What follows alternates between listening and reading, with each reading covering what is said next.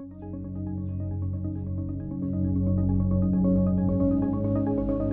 right, why don't we begin? Welcome everybody. This is the Bay Area Photographers Collective's annual exhibit. I want to start off with some thank yous to the people that made this possible. First and foremost, I want to thank Art Gallery and Studios for inviting us to have this exhibit this year. They have been the most wonderful, gracious, helpful people to work with. So I want to specifically thank Stephen Wagner and Michael Yoakum. I want to also thank our curators, Daniel Nevers and Jennifer Brandon. They worked as a team to make this happen, and they did it in a very special way. They really got to know our collective in order to stage a show for us. And that was really wonderful, and it was a great learning experience for all of us.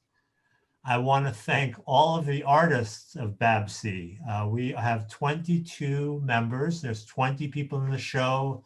2 members just joined, but they have been completely inspiring to me and to everybody else. So the art you will see tonight is based on all of us working with each other to make all of us better photographers.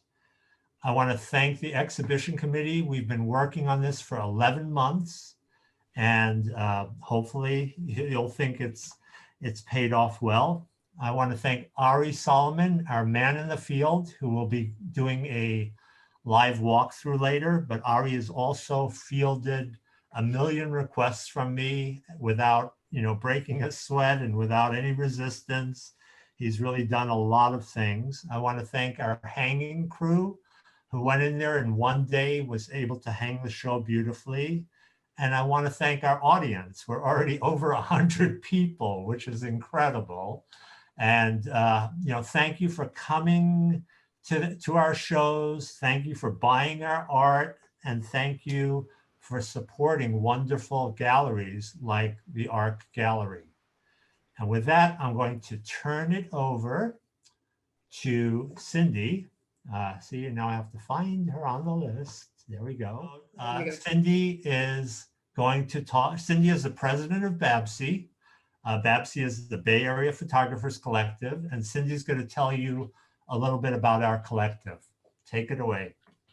Thanks, Richard. And I want to say, because Richard forgot to say, this is Richard Dweck, even though he probably has it on his, it was probably labeled, but nonetheless, Richard, I want to thank you for really leading the charge on this exhibit and with our exhibitions committee this year. It's been a really different experience having to plan for one where we're online here like this rather than in person, and then all the hoops we had to jump through. So thanks for spearheading this one.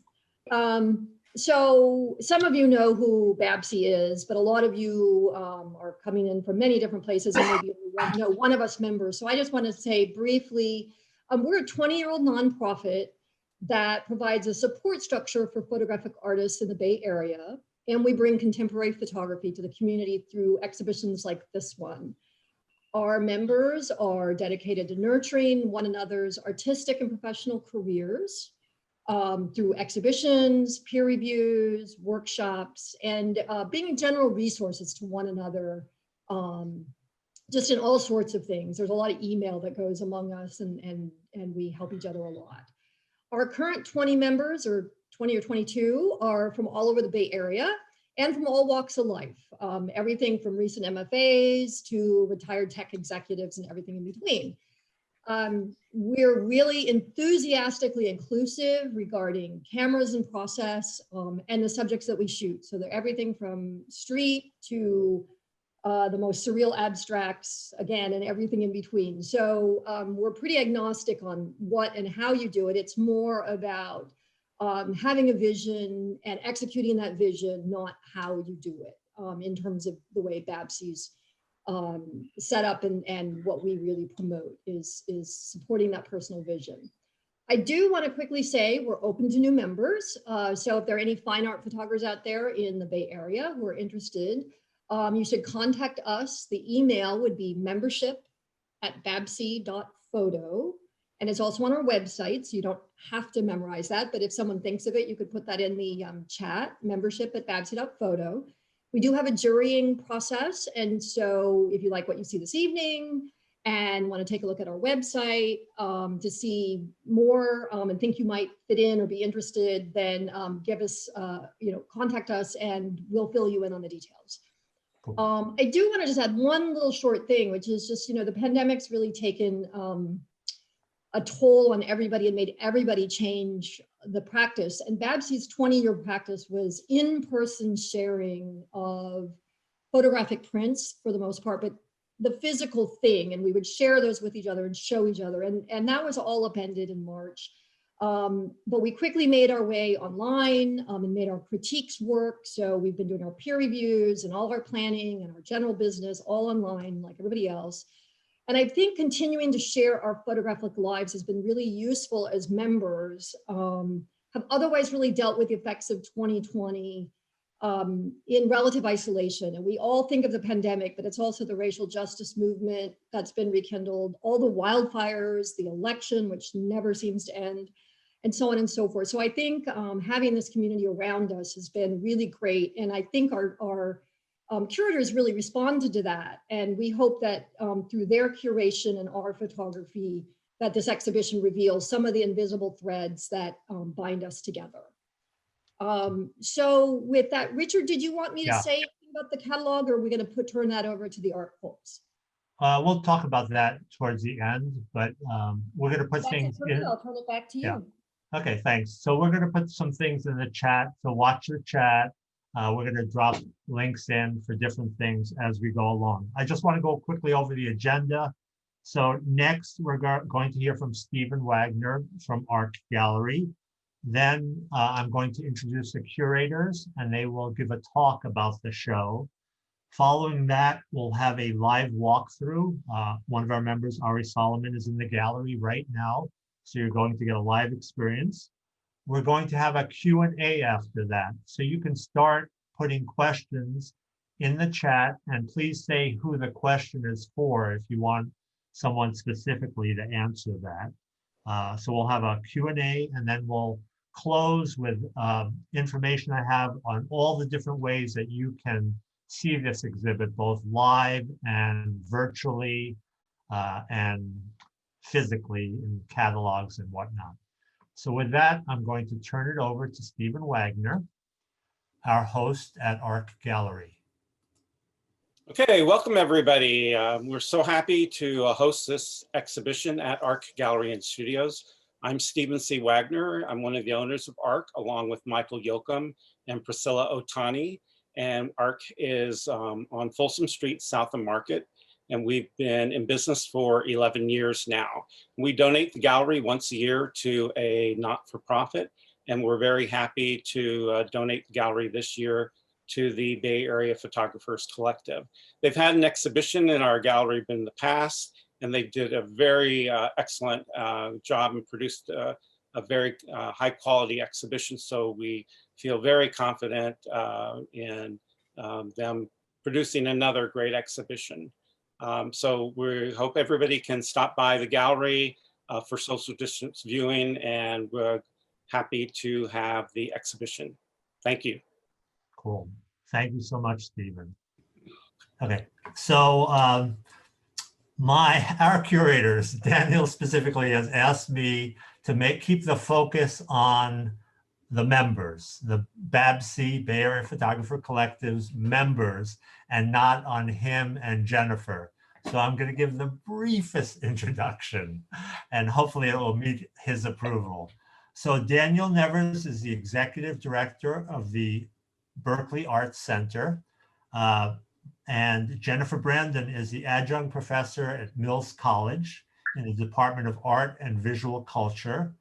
Both of them have these long CVs full of many, many exhibitions, many awards, many residencies. They're both very well published and they both have tons of teaching experience. And we were able, we felt like we were the recipient of all of this. So I'm going to turn it over to our esteemed curators. And here we go. And I'll remove me and I'll add Jennifer. I'll wait for Jennifer, but I'll say hi and thanks. There you are, Jennifer. Thanks, Richard, for the introduction, and thanks for asking us to say a few things tonight. And I'll let Jennifer say hello too. Yeah, hi, thank you so much. It's a pleasure to see you all and be a part of the opening of the exhibition this evening. So we do have a slideshow to share, and before we jump into that, I think we'll say a little bit just about the process of what it was like to curate. So Cindy mentioned, and Richard both mentioned, that this kind of became, a different process from when we first agreed to do it because of COVID-19 and all the other events that were going on in 2020. And I think we will just sort of say as a caveat that it wasn't our intention to curate a show about COVID or the political state of the world or anything as we were looking at all of the images from the members, but in a weird way, it's inevitable that the show became about those things after the fact. Sort of once we had made all the selections and looked at them as a group, there was just a lot of resonance to all of the stuff that we've been living through for the past year, even though many of the images were taken before any of that had happened or started. So I think it's just an interesting process, and we're sure that as you see the show tonight in the slides, and if you're able to go and attend it in person, I think you'll make some associations to the events that have been going on over the last 12 months or so. And Jennifer, I'll let you say anything about the process that you want to add. Yeah, I think the thing that we were interested in is a reflection of our relationship as well. We met in graduate school. We were studio mates. We've been a part of many different communities together over the years, and we're just very interested in the circumstance and the choice of coming together. And we kept that at the forefront throughout the entire process, and used that as a rubric of sorts as we were talking with the artists as well as engaging with the images. And then finally, when we were piecing the show together and figuring out how things work together, that magnetic pull, I suppose, if you're forgiving. So, with that said, I'm going to share my screen and we'll talk through some slides. So this is by no means a comprehensive view of the exhibition. It represents at least one image from every artist in the show, but the show in person and the catalog and the virtual version of the show is actually much larger than what we're going to talk through tonight. But it does give us a chance to touch on everybody's work, even if only briefly. And so I will share the slides and we'll sort of start there and continue sort of sharing with you a little bit about our thinking as we were putting the show together. So give me just a second. Great. So as Jennifer mentioned, the title of the show is Magnetic Pull. And that title actually is something that we know is a little bit ambiguous and maybe a little bit elusive.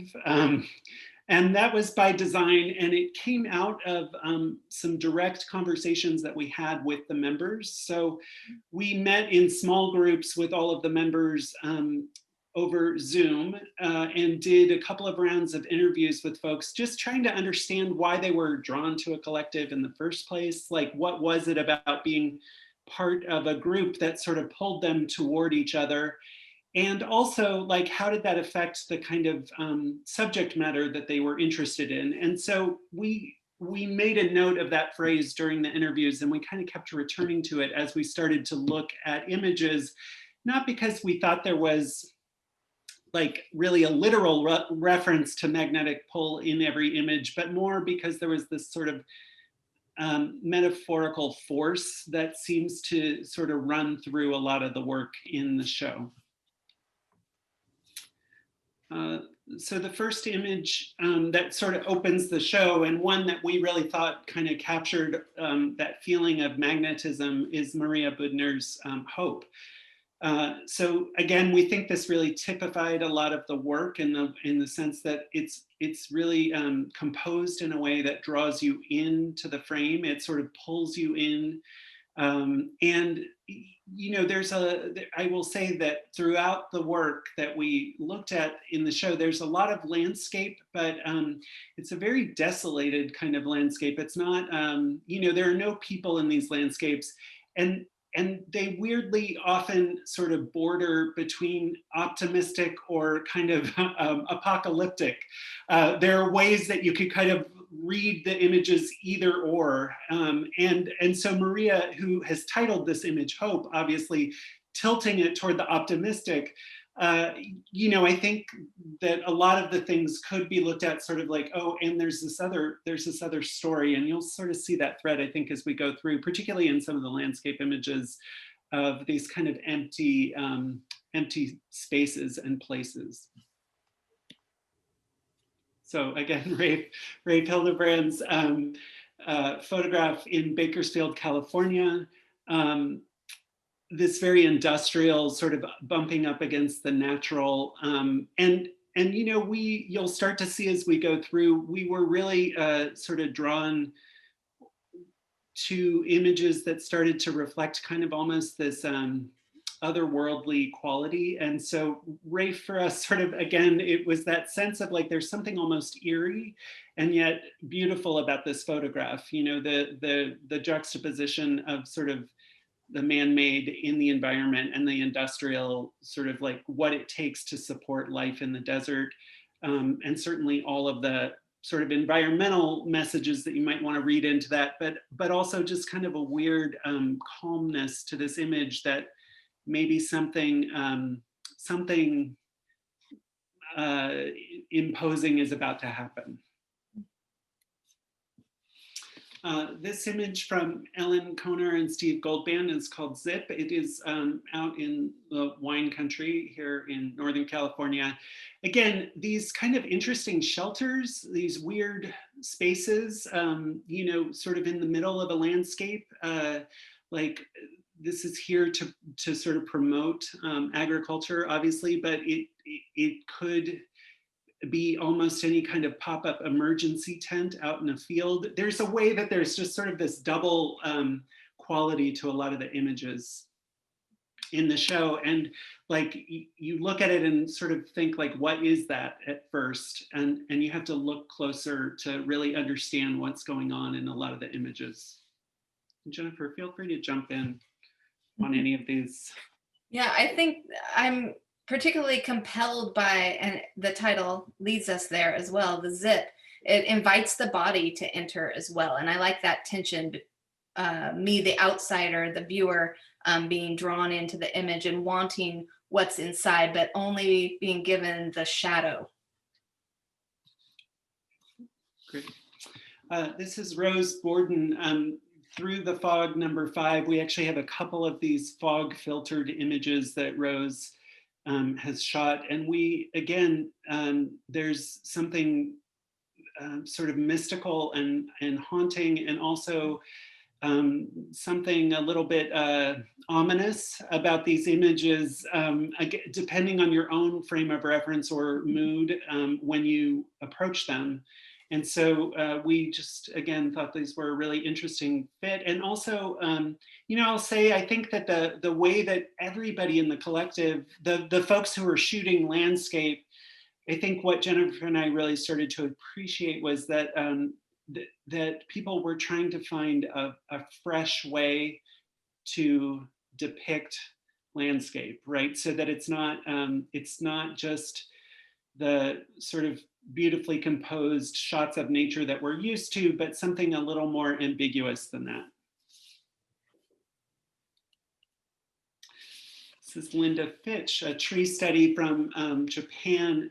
And again, I will say, and Jennifer might have more to add about this image, but I was particularly drawn to this image, I remember, because for me, it felt like such a metaphor for the collective, right? It's like this group of this sort of row or field of trees that actually is creating a single tree, like because of the perspective or the point of view of Linda's camera in this shot. It's like the many are one in this image, and that felt certainly very appropriate to this conversation about the collective. Mm-hmm. And as stoic as the image is, or simple, barren, I find a little humor in it as well, because the phrase "you can't see the forest for the trees" comes to mind, and that tickles me, if you will. Tom Lavin's Southern Pacific Station, again, I think there is a movement between exterior and interior throughout the show that we were really interested in, and what united that movement was often this sense of isolation. And here, obviously, with a deserted landscape and finding the beauty within that desertion. And it sort of mimicked or mirrored a lot of the images of people who were outdoors. So we just sort of started to pull at this thread as we were building the show. Mm-hmm. This image actually, to me, is the one that took on the most meaning post-COVID. So this is Nick Winkworth's Snack Time. And it's, I read it as a very beautifully composed kind of color study almost of a Silicon Valley office waiting room, or some kind of a, tech startup. It feels like a very Bay Area sort of space, a place we're probably all familiar with. And as we went into shelter in place, this image actually was the one that changed the most for me out of everything in the show, because to now think about all the empty office buildings that are just sitting there, abandoned, probably for the foreseeable future, like literally people left the building and the snacks still on the table. So it took on kind of a weird sense of humor for me that I think was in the original image, but then it took on like an extra layer of meaning for me. Mm-hmm. Jennifer, I'll let you talk about Steve. I mean, I think this is the other thing, like you mentioned humor with Linda's piece, and I think we're now gonna get into the funny part of the show. Yeah, absolutely. I love the expansiveness of this image, and yet at the center of it is this tire that's directing us to look at this, not the landscape depicted within the frame, but this tiny little cloud within this tiny little viewfinder, if you will. And I love that it's commanding so little space, and yet it is the punctuation, absolutely a call for the viewer, pay attention to this moment. And I think that, yeah, I find it so funny. And it raises so many questions of how staged this photograph is. Absolutely. As a viewer, and how, did Steve stumble upon this in the landscape? Did he find a tire and arrange it? Was it actually sitting on top of a hill this way? Mm-hmm. And so I think for us, it just became like a really interesting question about how composed these images are, and how manipulated they are by the photographers, where many of the images that we've been looking at seem like they were just sort of captured and in their observed state. Mm-hmm. This was really the first one where I felt like, where is Steve's hand in this photograph? And we never asked him directly that question, but I feel like as a viewer, it's a really engaging turning point in the show. Mm-hmm.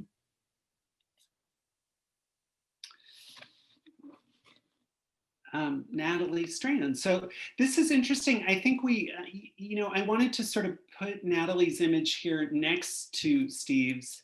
They are not next to each other in the gallery space, but I was really interested. There are a lot of relationships that we went back and forth on, like how do we tease out these relationships in the work? And certainly just by putting one thing after another, you're creating some sense of a relationship. And I think what's interesting about looking at Nathalie's work after Steve's is there's like an eerie quality to both, but also a beautiful sense of color in both of them. And like on a technical level, I was just really interested in the way that these two photographs started to relate to each other in my mind. Because I think, again, they're both completely empty. One is interior, one is exterior. But they're such beautiful images that you can really get lost in them. And they both have these like small moments that really draw you in. No matter, despite the vastness of what's going on around them, you're really drawn in here to the dangling light switch as like this focal point that sort of sucks you into the center of that room, similarly to the way the tire was kind of drawing you into that vast landscape in the image before. Mm-hmm. And as well, the open door. Yeah. Well, it has a narrative quality, but the openness of the narrative is intriguing and it holds me. I don't want to know what the story is, but I'm compelled to engage with it. Yeah, I think you and I went back and forth kind of a bit on like, what era is this like is this from the gold rush era? Is this like an abandoned building sort of like in a mining town somewhere? Is this like a modern building, like, but just filtered through some kind of manipulation of the image itself to evoke a different time? And we don't really know the answer to that question. We weren't, it wasn't important really to know the answer, but we started to spin different narratives off of this image, which was interesting to us, I think. Rusty Weston has some great images in the show of video gamers who are in a public space playing video games together. This image shows a single player, kind of, you get a sense of sort of there's a bigger space around him. But, I just think it's a really compelling subject matter, very indicative of like the world we're living in now, where people want to gather collectively to be sort of isolated in their screens together. And again, I felt like, with Zoom and all of the screen time that we are dealing with now, this felt like a particularly relevant image, because as we're all like at this opening on our screens right now, I'm going to guess that there are a few of us who are kind of leaning in to the screen, sort of with our shoulders hunched, this very sort of classic gamer pose. So I found these images very compelling and timely and funny, but also like slightly disturbing or eerie, which, you'll hear that that's a thread that I keep coming back to throughout the show. Oh, this one. I love this one. Jennifer, why don't you say something about this? This is another space where humor is welcomed in, and one of, we're now seeing some figures, a couple of images with figures, and there's only maybe a handful, it's my memory. Mm-hmm. This one, the tension between the two as they are theoretically crossing paths, with one invisible and one meeting our direct eye, and just this perfect moment.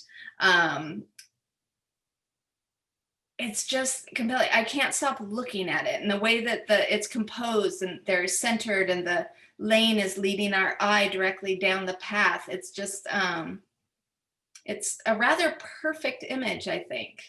Yeah, it does feel like it's like exactly the right moment. And what I love, the more I look at this, the longer I look at this image, is the fact that the person in the background seems to be paying no attention to the person next to him. It's like just not at all interested. They seem to not be interested in one another, even though they're so close together.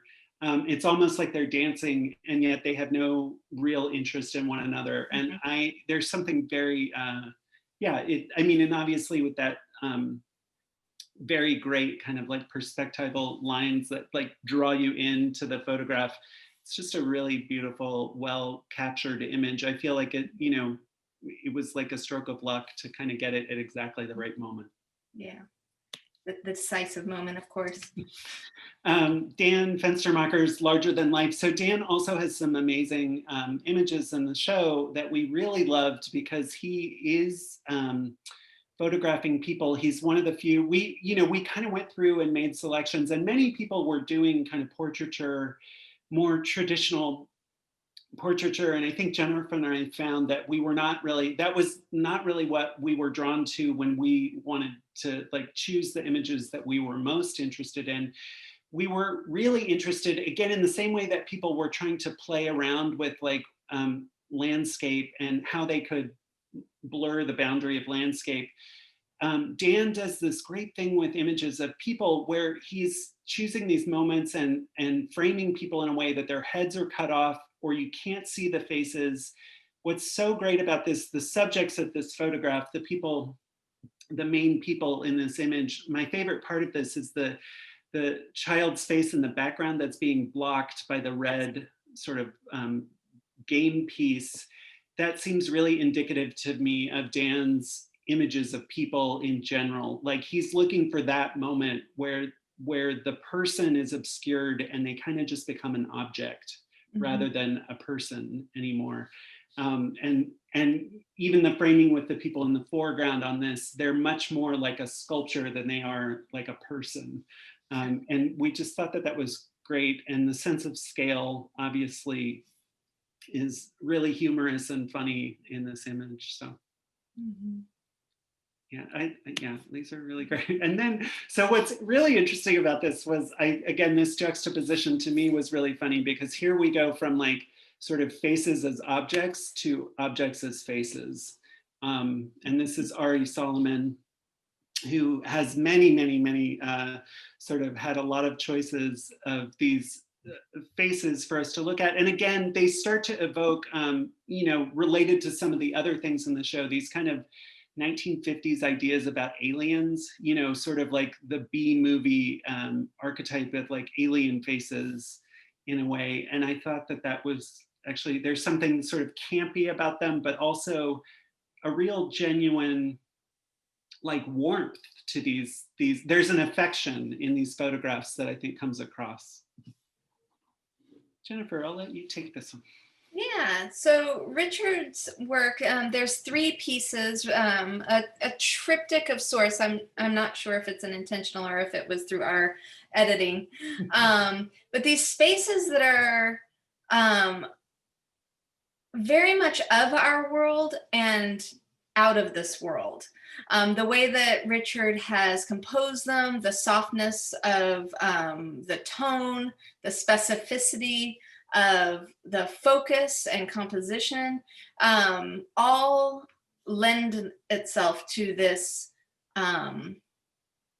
this odd, empty landscape that we both found quite compelling. And in context with other work, they lended themselves to this otherworldly quality, this without losing kind of the reality of our everyday. And we both enjoyed that tension between the two. Yeah, and really love the really technical beauty of the black and white photography in these images as well. And when you get to look at them in person, they are printed at a slightly larger size, and they're very lush in their black and white photography, which was really nice to see that kind of scale in the work. Yeah. Cindy's work, Jennifer, again, I'm going to let you take this one. This is your wheelhouse for sure. It is my wheelhouse.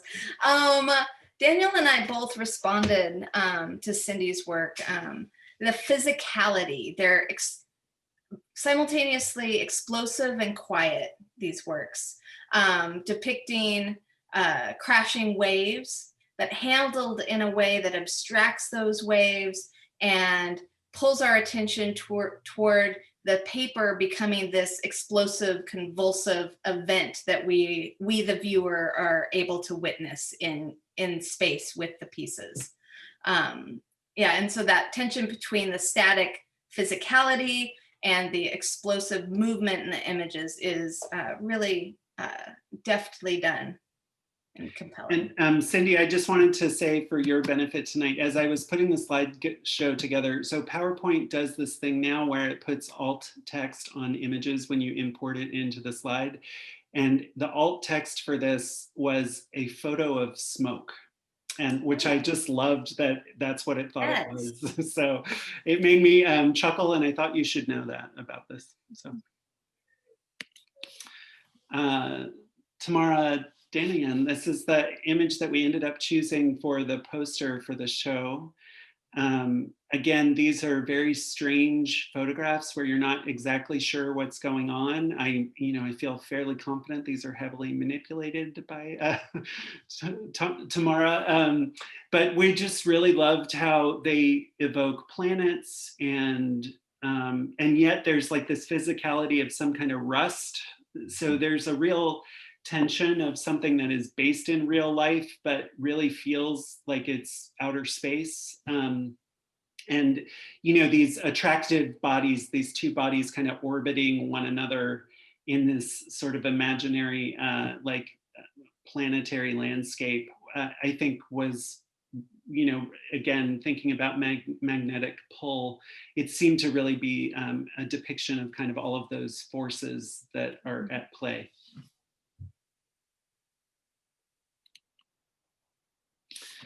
Jean Dominique, these are really interesting images. And again, I hope that some of you will get to the gallery to see these in person, because while they look really beautiful on the screen, and they are beautiful on the screen, Jennifer and I both were like, these are so great in person, when we actually got to see them physically. So these are two images of 3 that are in the show from a series that Jean is working on called Shadows in the Museum.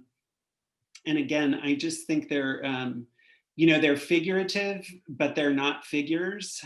They are alien, but they're not alien. They're sort of interior spaces, but they feel totally like they're, they don't, they're otherworldly, like they could exist anywhere, but they're a very specific kind of interior about artistic spaces or museums. I think I'm just really, really intrigued by this series, which I think is a new series from Jean, and I hope he continues making lots of these, because they're really compelling and beautiful in their abstract sort of quality, and I think very, very mysterious. Oh, Angelika Schilli. These are 2 of, I think, 5 or 6 images in the exhibition.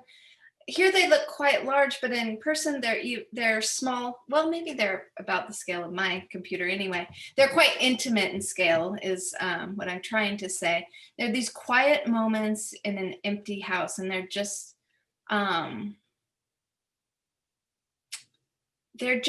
beautiful and resonant. And these tiny spaces that go unnoticed are held before us. They draw us in. Their intimate scale actually cause us to lean in, as Daniel was talking about earlier.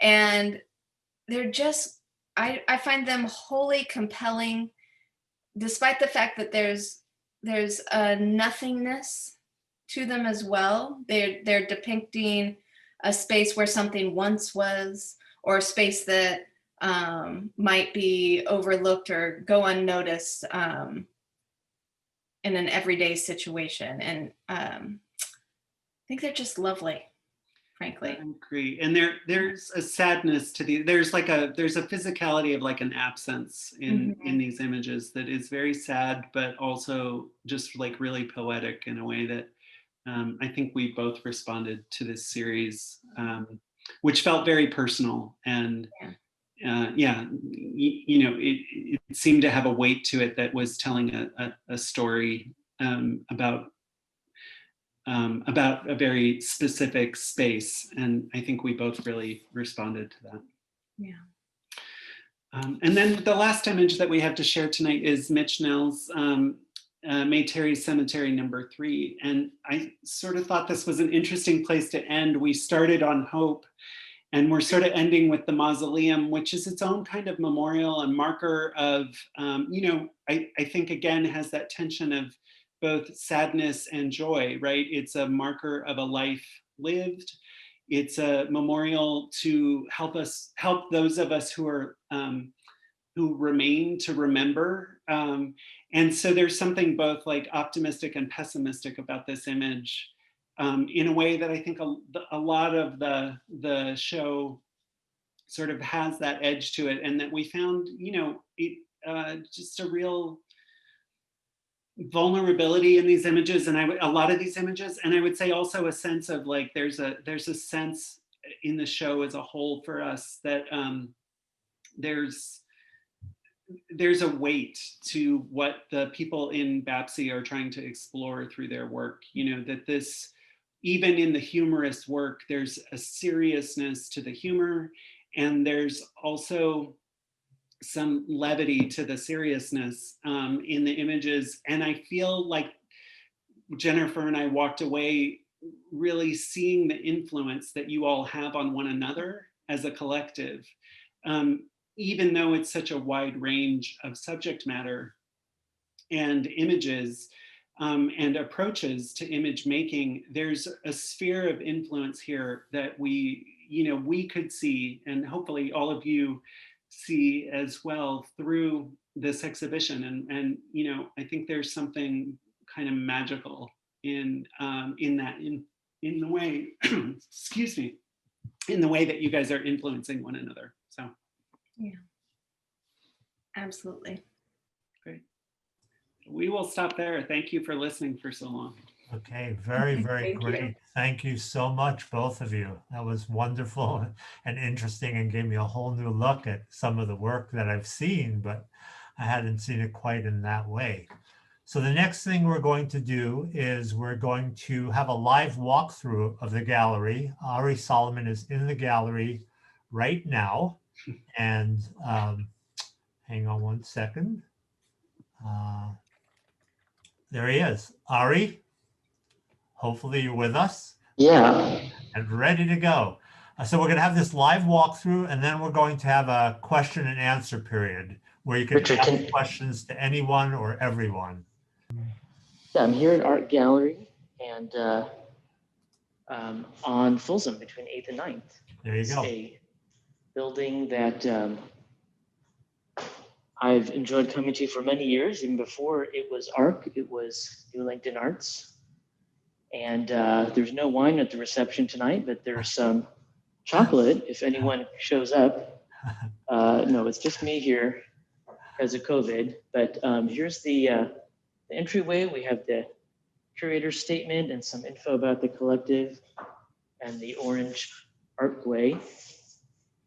And they talked about Maria's piece in the entryway here, and Ralph. And these are the two pieces by Rose Borden.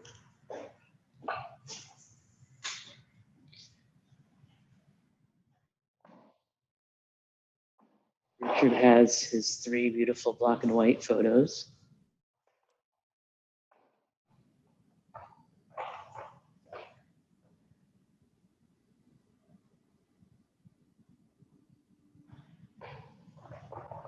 So for those of you who haven't been to Art Gallery before, for a typical opening, that room is filled with people. And I can't wait to go to another opening there someday, hopefully in not too distant future. I love the large scale here of Nick's work. Ari, Yes. as you move between pieces, could you pause for just a moment, not a long time, for just a moment still in front of each one? Because otherwise it feels like you're just moving past them. Would that be okay? Yes. Great suggestion. Great. We talked about Anthony's beautiful piece here and Dan's. This one also kind of resonates with COVID because everyone's face is kind of covered. And my pieces that are smaller scale, and it just made me think tonight that here's the faces on the street that won't ever get COVID.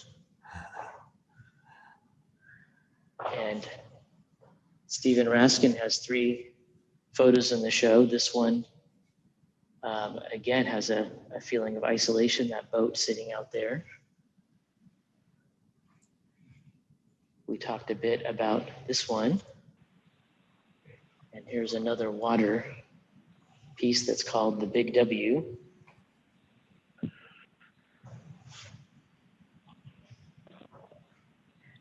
Here's the other image by Tom Lavin. I don't know if there's too much reflection on this one, but it's a doorway in, I think, an abandoned building.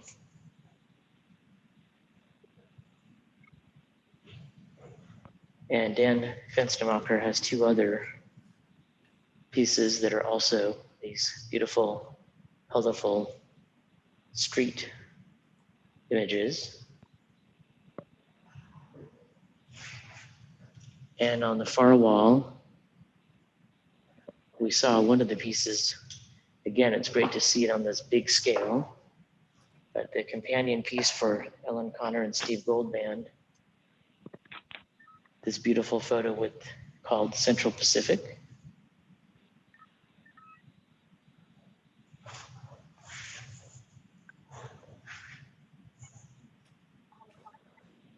This is the one called Zip that we discussed earlier.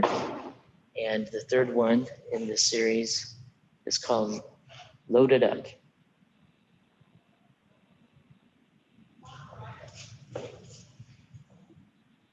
Ari, in the interest of time, you could probably stop in front of each group, maybe? Okay, great. So there's two other groups here, and then there are a few more in the far gallery. So we saw one of Tamara's work. Here's a close-up of the inner circle number 8. And I love the idea of them being like rested planets. This is number 18, inner circle number 18. And we saw two of Jean Dominique's 3 images. Shadows in the museum. Again, it makes me think of the relation to COVID, with only shadows being in the museum these days. Okay, and in the side gallery here,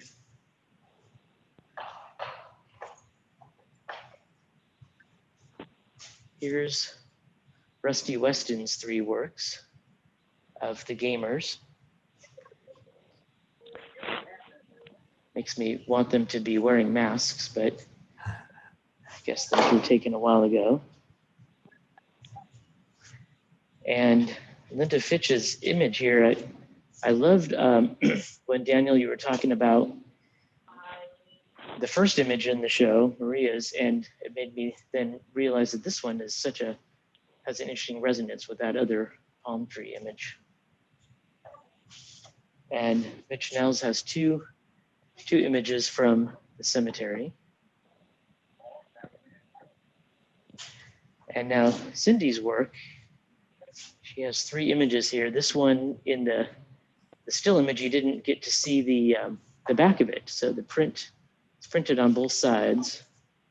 And it's just such a cool, creative presentation.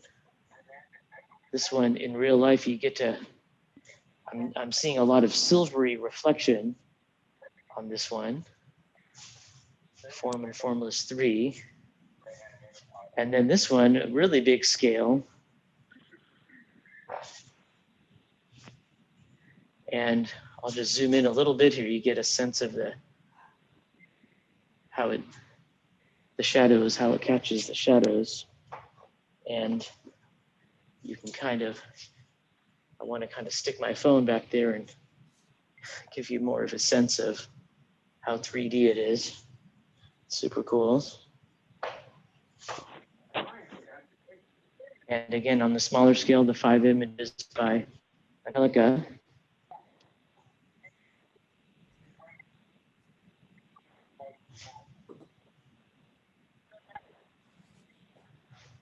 And last couple groups, this is Tom's other second photo in the show of Tom Lavin, and the one we saw on the slideshow of the Southern Pacific Station in Oakland. And finally, Nathalie Strand has these 2 images, and they're hung in this really creative way. The image on top has a kind of lamp in it hanging, and the image on the bottom, the hanging socket feels so low down in the room. So I love how these two relate to each other. And again, I'll just back up. You get a little sense of the scale of everything. I'm happy to Great move job. around the gallery. Yeah, why don't you stay in the gallery in case there's some questions and we'll come back to you. Right. That was beautiful. Thank you so much. Now I'm going to turn it over to Ellen Konar, who's going to run the Q&A session. Oops. Hang on, you just jumped that. I almost have you. Here we go. Stand still. There we go. Ellen, you're up. Hi, everyone. Welcome. I hope we've now had 2 looks at this marvelous work in the galleries, and now's the chance to ask your questions of either the artists or of the curators. And there are a couple of questions already in the chat, so I can start with those and feel free to add yours as they come to you. So the first one was a question about where that the nature of the scene that Steve, well, whether it was actually a natural scene or whether it was composed, the tire in that expanse of landscape. And Steve was asked the question, was that something that he created, something that he found? And we're going to put him on the spot, even though some people thought he shouldn't answer the question. Can you hear me? Yeah. Well, under most circumstances, I wouldn't answer, because a large part of the purpose or the meaning in this work for me is about the ambiguity, is about coming across these tableaus and really having no idea how it got this way and why. You kind of just walk away scratching your head and wonder forever. And I'm really invested in that wonder. That said, because we are a close-knit group, and I trust all of you, I am comfortable in saying that is completely unmanipulated. I just came across it.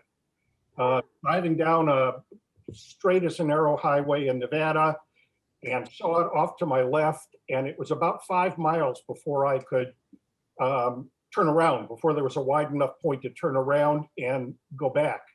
One of the things that I learned long ago, and actually have a bumper sticker on the dashboard of my vehicle that says, "I stopped for photographs." So that's what this is. It was just there. I have no idea who did it or why. But I think the interpretation, I think, Daniel, you were pretty much right on, and Jennifer, in terms of kind of why I needed to make the photograph. Thank you, Steve. I think there was another question about, for the curators, about what, having chosen these images through digital files and images on a screen, was there anything different when you got a chance to see the images in person, on paper, in a frame, that surprised you or in any way changed your view of the work? I can start with that. I think, yes, I think the short answer is yes. We were kind of very surprised by scale on a lot of things. Even though we knew dimensions, unfortunately, when you look at things on a screen over and over and over again, you start to imagine them at a certain size, even though you have asked for dimensions. And so there were certain things that were smaller than we remembered, a few things that were much larger. And then, you know, just the physicality of seeing everything in a frame after looking at everything unframed for so long really sort of changes the way you approach the work. And so I think we went in with a vision that we were going to hang certain things next to each other or near each other in a group. And some of that did change because of the physicality. Mm-hmm. So is there an example you can use about something that actually surprised you, either for the better or possibly for the worse? Jennifer, I'll let you. Well, I think Daniel mentioned earlier the pieces of jeans, I believe, the shadows, that they were just seeing them physically in place. They elevated them, like being with them. And I think that that was quite compelling. In terms of scale, I'm trying to think. I remember for me, Cindy's pieces, which Yes. they have such a large presence as objects, like in the digital files. And a couple of them are, you know, much smaller than I was thinking they would be in person. And it wasn't for the worse. It was just that, like, because we were looking at them sort of like close-ups and they were objects with photographic prints on them, I think we were like, oh yeah, these are smaller than we thought. So yeah, I mean, you know, again, nothing, I don't think anything suffered by seeing it in person. And in fact, many things felt like they were much better for seeing them.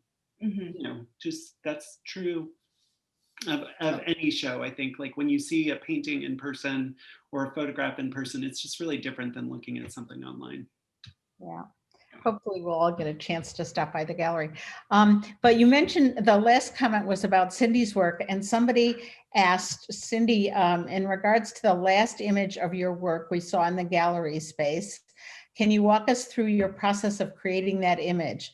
With the unforgiving nature of crumpling an image, how many times did you attempt this work? A lot. Yeah, that's a good question. If you saw my, I have these large wall of steel in my studio, and I think I have 10 versions of this up. Not all that size. I have 3 of them that are that size up. And the crumpling wasn't so much a problem, although yes, it absolutely is unforgiving. I needed to stiffen the paper, but not too much. I needed to support it from the back. What Ari was trying to show you is that there's actually crumpled screen. I do mean like window screen behind it, forming a 3D support from the back. So I needed to do that. I needed to coat the wood. I needed to somehow, because the paper is just out in the, you know, in the air, I wanted to coat that. And the crumpling, so the final one, I don't know, you probably couldn't see it, but it's actually a collage of about eight pieces that I collaged and glued together. And even that, like I had to rip the edges instead of having flat edges, because when I crumpled it, it wanted to crumple along the flat, you know, so everything had to be irregular. So when I crumpled it, and I literally had to like hug it because it was big. It's about 30 by 40, 26 by 40, something like that. So I really appreciated Daniel and Jennifer saying, you know, bring us what your final piece is, because it wasn't the one that I submitted, because that one was actually much smaller and not done. So I hope that answers the question. And yes, it's an unforgiving nature of crumpling, but you discover something every time you do it. Great. And Daniel and Jennifer, the question was asked, how did this work? Did members submit on a theme, or did you develop the theme as they worked on the images? Maybe you could describe a little how this worked from your point of view. I'll go ahead and take that. It was important to us that we were engaging with each artist's work that's inherent to them. So we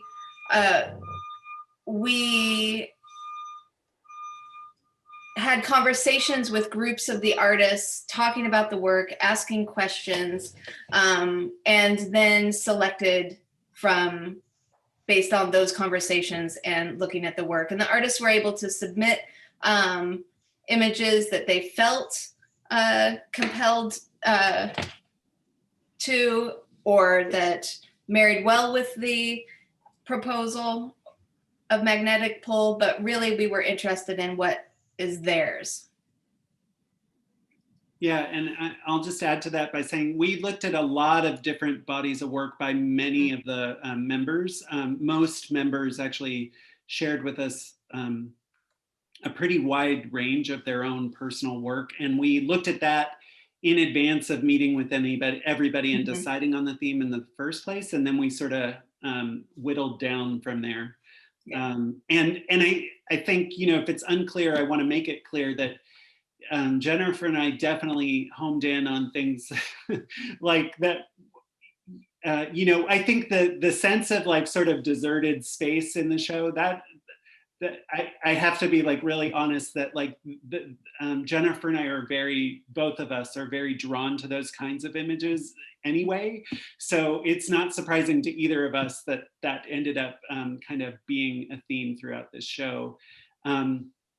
And everybody had very different work where I think, you know, like I mentioned, a lot of you guys are shooting portraits, or many of you are actually doing sort of more like work that's populated with people. We just didn't gravitate to it as curators. So this was just, you know, it's our influence as well as the artists. And it felt like that's the way it was, you know, it was supposed to work out that way, I think. Okay, I think there's one questioner who would prefer to ask it live. Meg, are you still there? I am. Hi, everyone. Hi. I am so happy to see you all and see your work. As a former curator of this annual exhibition, I'm just tickled to see how your work has been reinterpreted through these wonderful curators this year, Jennifer and Daniel. What an amazing job. And it's like, you know, such a pleasure to visit your work.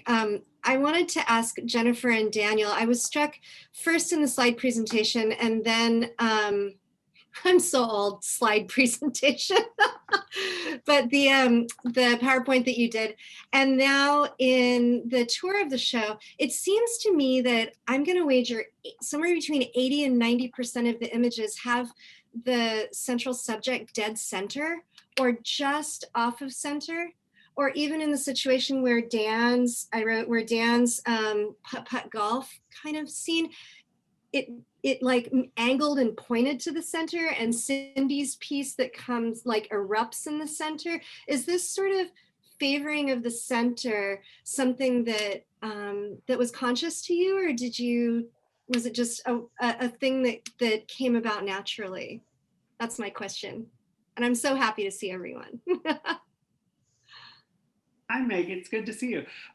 That's a great question. I think we were aware of it after the fact. I'm going to say it wasn't conscious in the selection. I mean, you know, I think Jennifer and I spent a lot of time making choices and then whittling and whittling. And then we looked at what we ended up with and we noticed a lot of things. And I think that centering was surprising to us. And we noticed it, but we also, you know, I think we just sort of chalked it up to like, those are just the compositions we're being drawn to in this group, you know, for whatever reason. So I don't think we attached personally a lot of meaning to it, but I can let Jennifer speak to that as well. Yeah, I don't think so. I think we can certainly make meaning of it now in this larger group that comes together into a nexus. That seems appropriate, but absolutely, I think it was just a happy accident of many in the bringing together of such a wide array of works.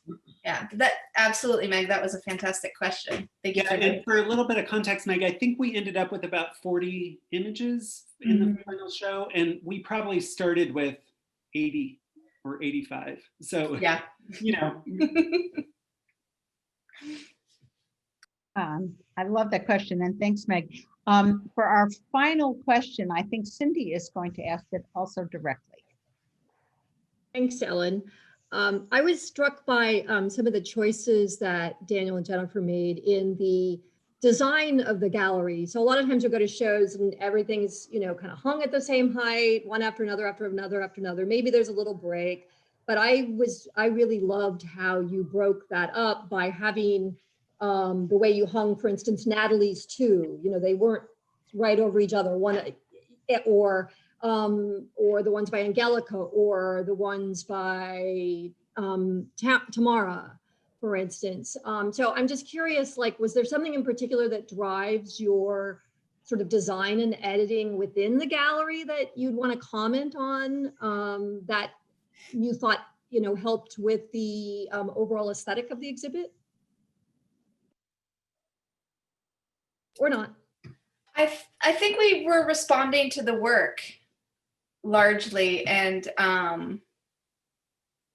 looked at the context, like what works were around each work, and then the method in which we wanted them hung was a way of bringing out something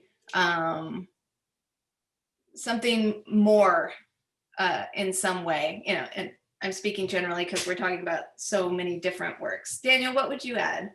Yeah, I think we were conscientious about that. If we followed this kind of traditional photography rule that everything has to be hung in a row at eye level, that we would actually be able to feature fewer pieces per artist. And so we knew that we wanted each artist, or, you know, in many cases, we wanted each piece to have a little bit of context with other work by the same artist. And it was a logistical sort of consideration as much as a design consideration. Yeah.